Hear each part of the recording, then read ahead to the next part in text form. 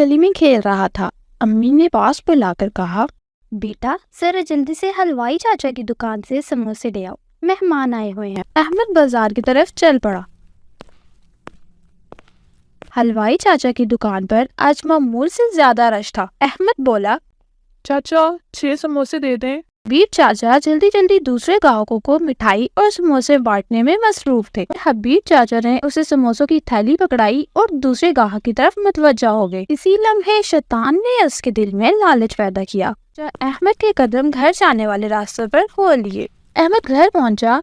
अम्मी ने समोसों की थैली थामते हुए उससे पूछा, क्या हुआ अहमद, तुम्हें इतना पसीना क्यों आ रहा है? अहमद गायब दिमागी से बोला, कुछ नहीं अम्मी, बस ऐसे ही। और जल्दी से अपने कमरे की तरफ बढ़ा। कमरे में जाते ही उसने जेब से पैसे निकाले और अपने पेंसिल बॉक्स में छुपा दिए। अगले दिन स्कूल में भी वो गायब दिमागी की कैफियत में रहा। उसे डर था कि कहीं उसकी चोरी पकड़ी न जाए। इसी वजह से वो कैंटीन से भी कुछ खरीद न सका। स्कूल से छुट्टी होते ही वो हबीब चाचा की दुकान की तरफ चल पड़ा। दोपहर का वक्त था। दुकान पर सन्नाटा था। चाचा मिठाई बनाने में मसरूफ थे। अहमद ने अदब से सलाम किया। अस्सलाम वालेकुम चाचा। चाचा ने मुस्कुरा कर जवाब दिया, वालेकुम सलाम बेटा, कैसे हो?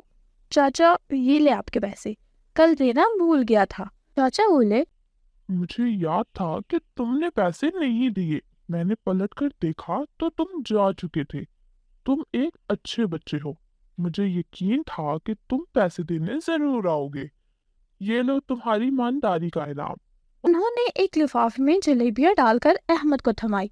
अहमद ने हल्की सी मुस्कुराहट के साथ लिफाफा पकड़ लिया। वापसी में अहमद का दिल और दिमाग दोनों बहुत हल्के फुल्के हो चुके थे।